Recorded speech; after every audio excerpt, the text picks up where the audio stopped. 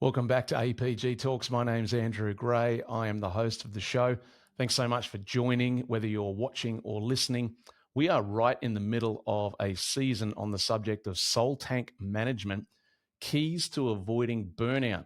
And just quickly recapping what we've already done so far in this season, we've talked about the true definitions of these words, soul, tank, management, burnout, and taken time to lay a platform and a foundation for what we actually mean when we use that kind of language. And then if you've been following along in this season so far, you will remember that in our previous episode, we talked about 3 lessons and practical tips, connected lessons that will get you started on learning how to practice soul tank management. So very quickly, by way of recap, those 3 things were, we talked about, number 1, learning to audit your diary activity to make sure that you're not overfilling it just for the sake of busyness. Secondly, we talked about the importance of inserting diary margins. And you may remember that I said you need to do it by force if necessary. In other words, get a little bit front-footed and aggressive and make sure it happens.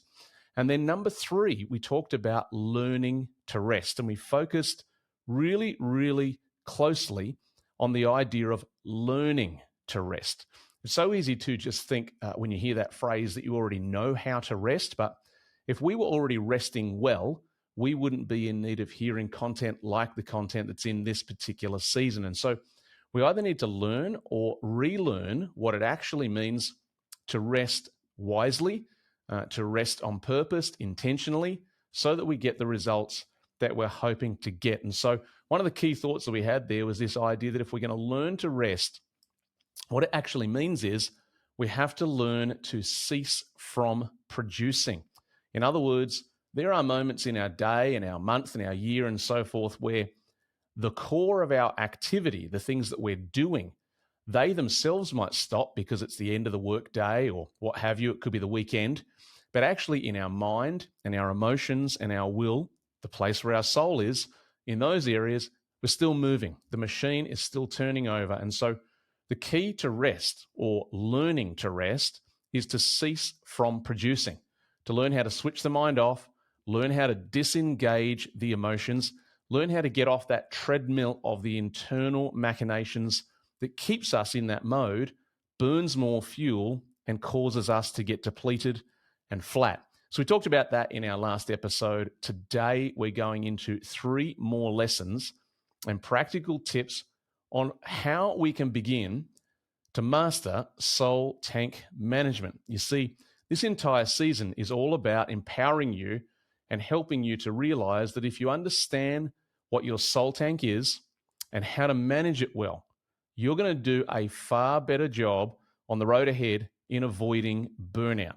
As we talked about in episode 1, burnout and experiences like them are extremely difficult to go through and can be very, very complicated to recover from. And so prevention is better than cure. We want to get smart and better at avoiding burnout episodes rather than becoming skilled in recovering from them. And so with that in mind, let's get into 3 more lessons on the subject of soul tank management, keys to avoiding burnout. The 4th lesson that I want you to pick up in this season is this one: just stopping is not enough.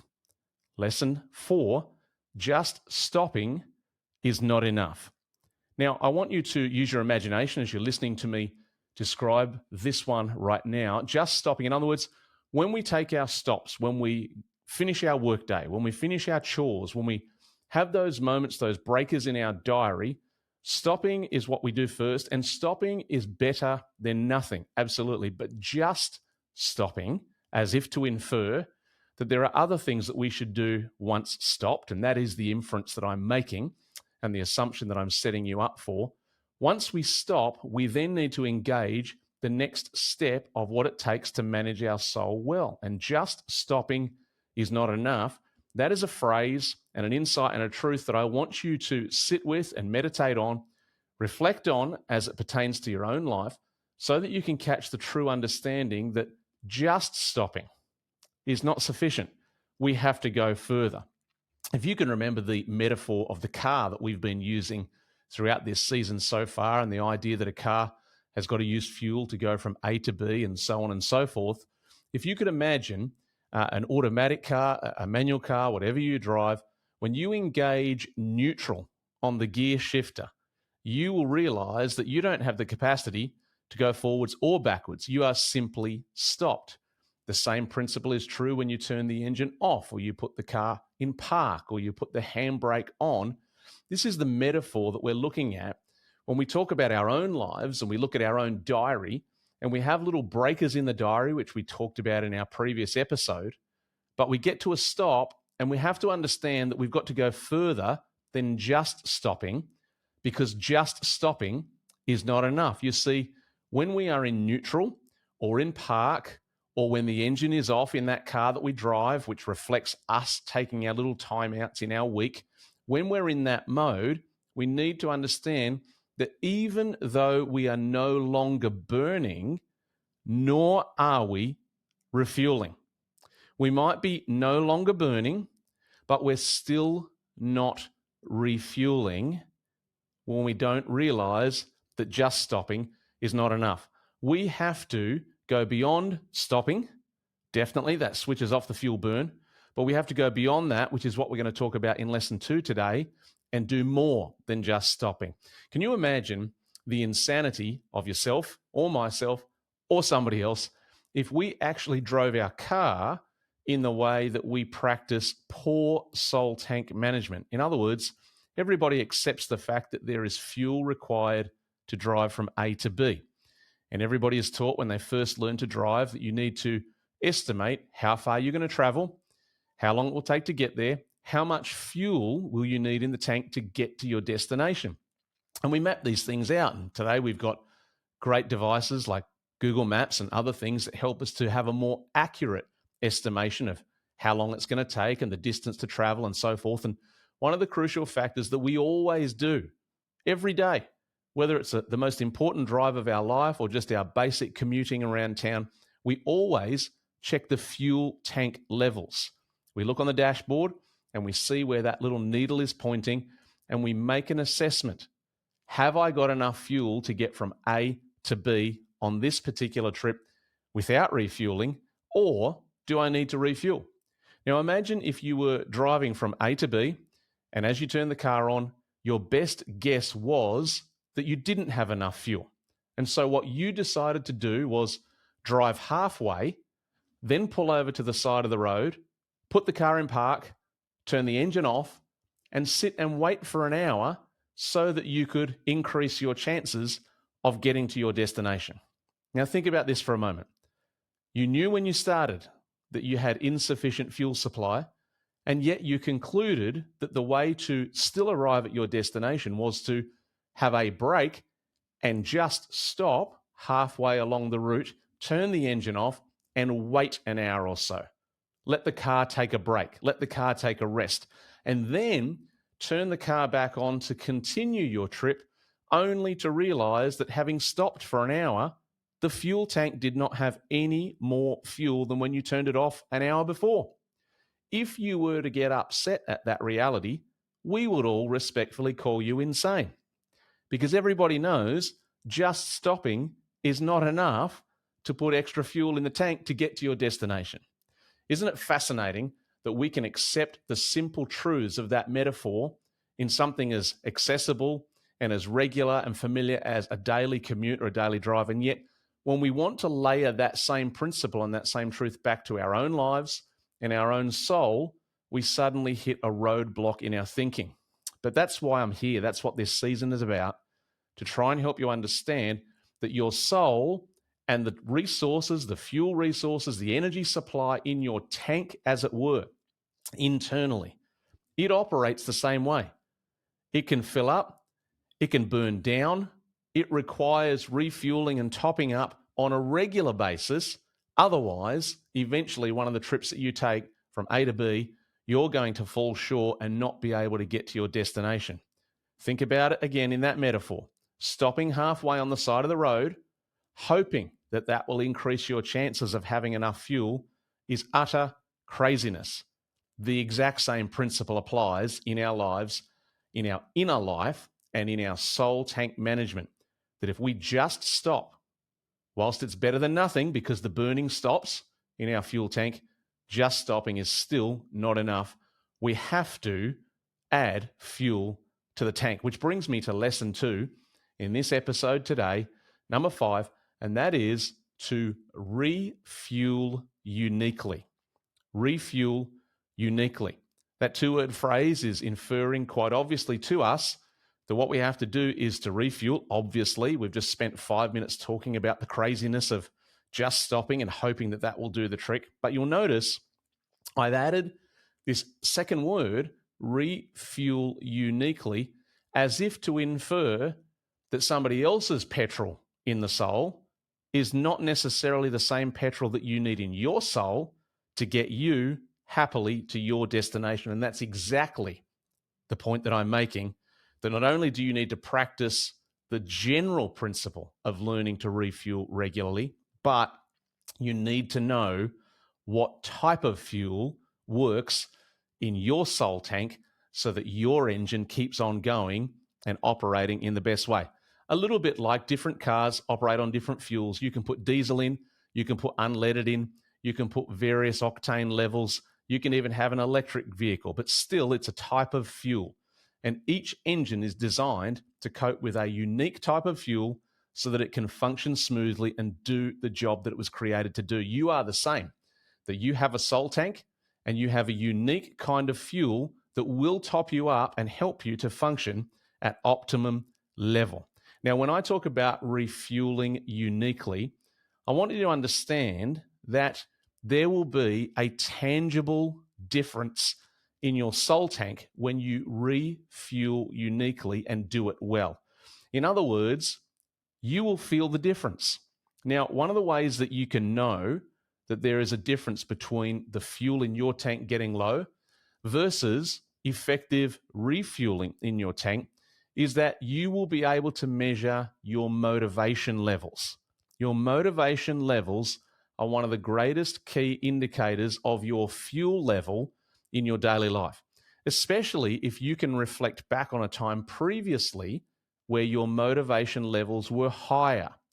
Even more so, if you can track the decline of motivation levels for activities that you normally would be passionate about and normally would love.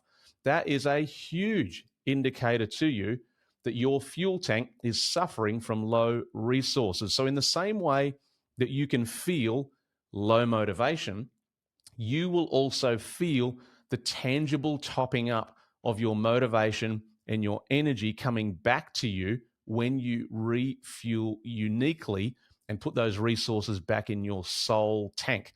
One of the other things that you will notice happens if you're refueling well is your ability to engage your willpower. Your ability to engage your willpower is a reflection and an indicator to you of whether or not you are topping up your resources effectively. You see, a major byproduct of low fuel levels in the soul is procrastination. I'm going to say that again because this is going to help some people to get set free from feeling stuck. A major byproduct of low fuel levels in your soul tank is procrastination. In other words, procrastination comes as a result of being unable to engage your willpower.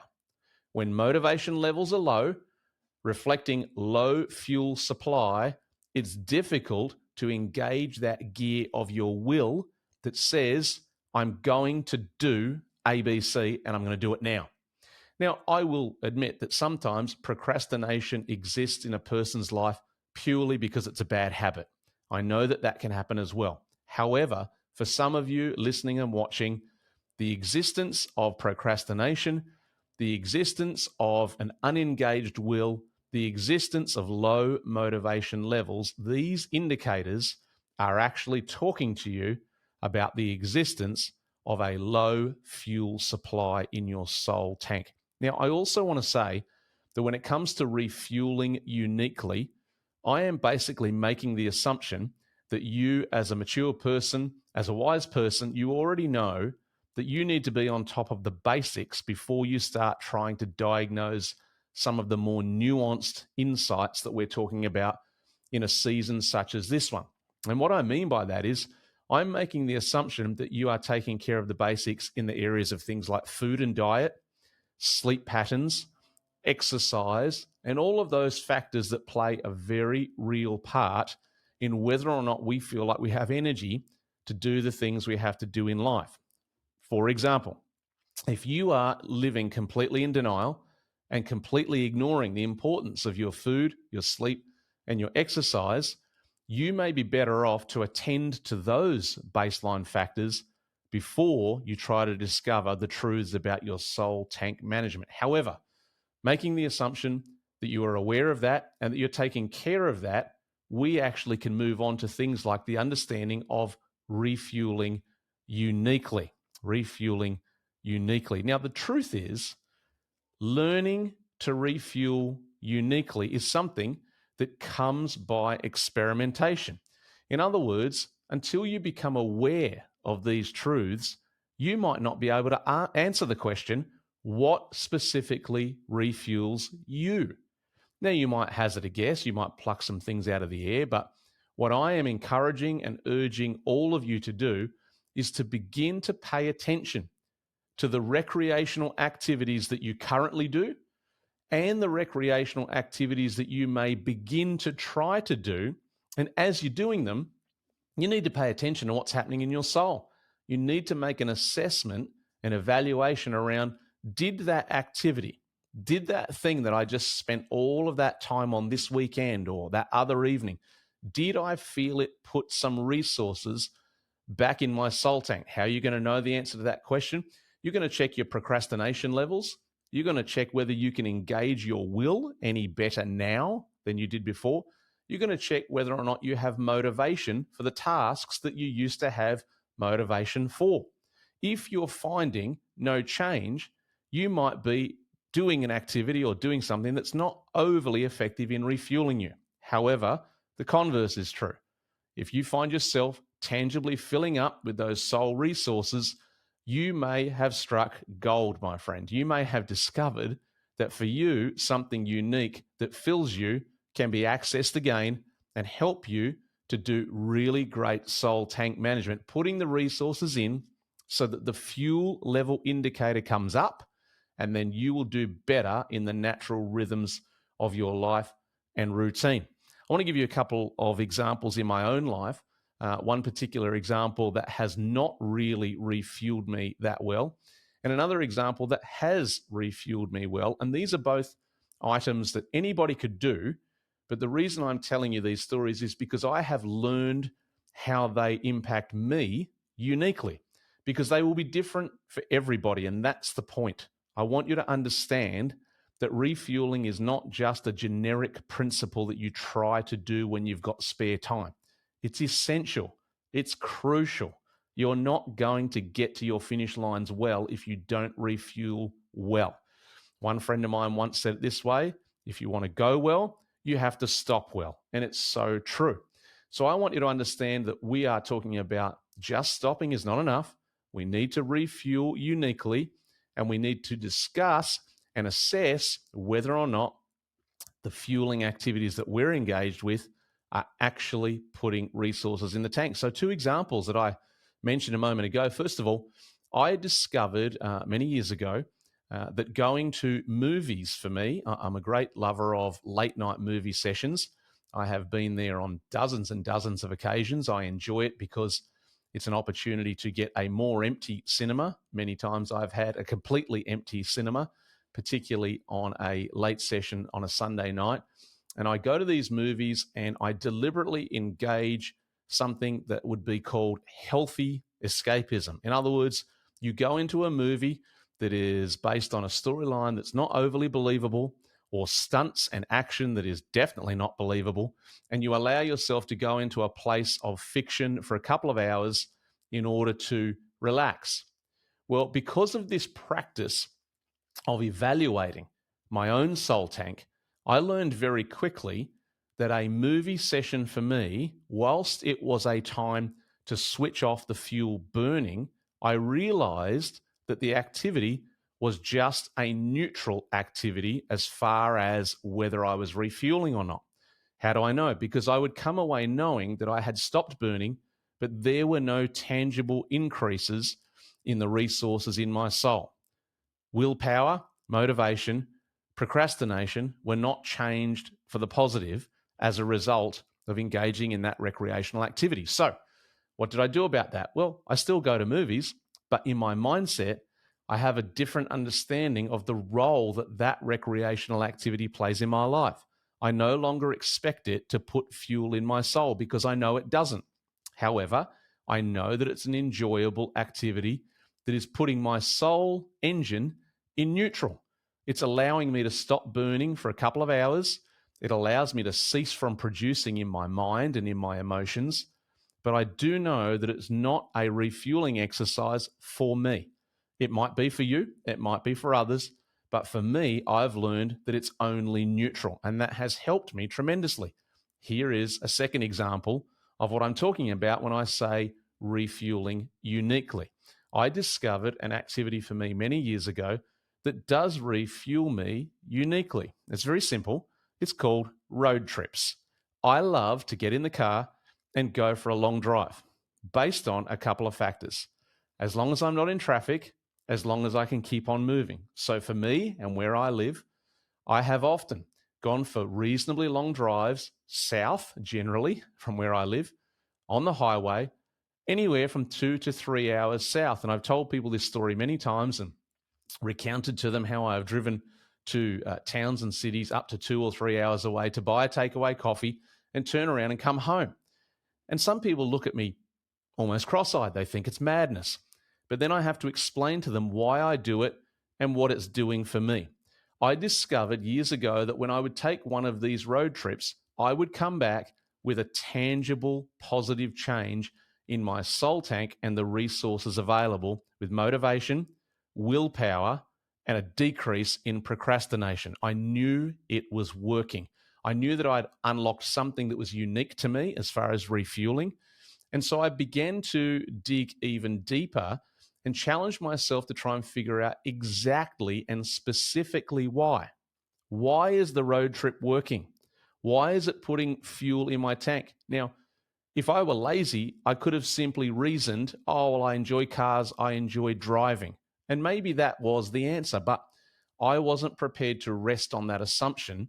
I wanted to know exactly what it was about the road trip that was putting fuel in my soul tank because I knew that if I could discover that, it would make it repeatable for me. In other words, I could access it whenever I needed to as a deliberate and intentional soul tank refilling exercise. So as I went on that journey and began to think and meditate and try and understand what is it about the road trip, because I knew in my heart it wasn't just a road trip putting the fuel in. And so I wanted to know the exact reason. Well, here's what I discovered and what I have learned since for me. And again, this is unique. What I'm about to say may not apply to a single one of you watching or listening. That's not the point. The point is, I want you to do what I've done, go on that journey, learn the specific, unique thing for you that works, and keep doing it. Here is what it was for me. It wasn't just the drive. It wasn't just the car. It wasn't just the road trip. I discovered by a process of elimination that the thing that was putting fuel in my soul tank was the experience of having scenery go past my face as I traveled through it, and the passing of the landscape out my windows gave my soul a sensation of being on the move. And I learned this because I realized that I hate the feeling of being stuck, literally and figuratively. To be stuck to me feels like one of the worst experiences in my soul that I can possibly have. I don't like to feel stuck. I like to feel like I'm making progress and that I'm on the move.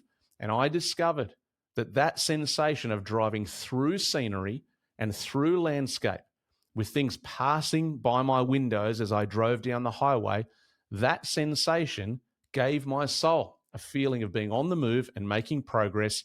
And I knew every time that I did it, and it still works today, that when I engage in that activity, it puts resources in my soul tank. I want you, I want to challenge you, in fact, to go out and discover what is it that uniquely refuels you, because there will be recreational activities. There will be moments in your week, in your month, in your year that when you engage with them, you will notice, once you're paying attention, you will notice that it's putting genuine and tangible resources in your tank. And once you identify it, you are in an advantageous position compared to others to do well on the road to avoiding burnout by good soul tank management. We've got time for one more lesson in this episode today, and that is that I want to talk to you about activities that drain versus activities that refuel. Now, as I talk about that, I'm going to put up a slide on the screen for you to look at and read through as I talk. Right there in front of you, there's a list of items and examples of things that can actually drain you versus things that can refuel you. And as you read through the list, you can see there's many of the obvious items that you would have expected to be there, maybe one or two things that you didn't expect to be there. But the point is, there are very real, very practical, sometimes very obvious things that will drain us versus those things that refuel us. It's really important for each of us to understand the generic things on our list and the specific things on our list. The truth is that some activities are draining by nature, and we can't avoid that. We can't stop that. It's just the way life is. There are certain activities in our day, even good activities, that are draining. They burn fuel by nature. We need to realize it. Secondly, the converse is also true. There are activities in your life that by nature are refueling. You need to identify them and know what they are. Some activities are more draining or more refueling than others. In other words, when we looked at that list a moment ago, and when you think about your own list of draining versus refueling activities, there will be comparisons between the items on the same list. Some of them drain or refuel in a small way. Other activities drain or refuel in a major way. And for us to understand what those are is really, really powerful. One of the ways that you can think of it is like what the graphic showed: energy takers, energy givers. And we need to know what they are. Here's another thought that's very important. We touched on this a couple of weeks back, and that is that some relationships are more draining and more refueling than others. Now, as soon as I announced that, many of you listening and watching instantly had a list of faces and names come through your mind, because you already know largely which relationships are draining, which relationships are refueling. Now, life and circumstance doesn't always allow us to be in full control of that. In fact, to be a mature person functioning in a civil society, you will have to engage with those who are more draining than others, and you won't always get the chance to engage as often as you'd like with those who are more refueling than others. That's just the nature of life. However, we do need to identify the types of relationships that do those two results in our life so that we can manage our soul tank well. In a future episode towards the end of this season, one of the items I'm going to touch on when it pertains to relationships that can drain us or refuel us, I'm going to give some high-level thoughts around the importance of escaping manipulative relationships. Now, truth be told, I could spend an entire year on that subject. I'm not going to, but I could. Why? Because it's such a big deal. And I would venture that hundreds of millions of people on the planet, that's right, hundreds of millions of people on the planet are suffering the negative consequences of existing in manipulative relationships. And I want to help people get free and be set free and escape those kinds of relationships, because the truth is you don't have to live shackled to them, because they will drain you at 1,000 miles an hour. They will give you a horrendously bad economy rate, and you will find the longer you stay attached to those kinds of relationships, your fuel level indicator will go from full to empty faster than almost any other activity in your life. And we need to be aware of this reality. The truth about all of these things are, it's liberating to acknowledge it. It's liberating to understand some activities, some situations, some people are more draining than others. Some are more refueling than others. It's liberating to acknowledge it. to not apologize for it, and to learn through your understanding to practice more effective strategies as a result of it. So, what do? We have to identify. Secondly, we have to manage. And thirdly, we have to harness. Identify which activities are draining, which are refueling. Secondly, manage our activity outputs between the draining and the refueling. Thirdly, harness the power of what refuels you and minimize that which drains you. That's about all we've got time for on this particular episode of Soul Tank Management, Keys to Avoiding Burnout. I really hope that you heard something today that will help you and help you to make progress in this vital, vital arena of your life. Next week, we're going to have another episode on the same subject. I'm going to give you some more lessons around this theme. And then, as I mentioned a moment ago, we're going to touch on some other very, very important subjects in future weeks. I trust that this will help you and benefit you. That's all we got time for. Until next time, bye for now.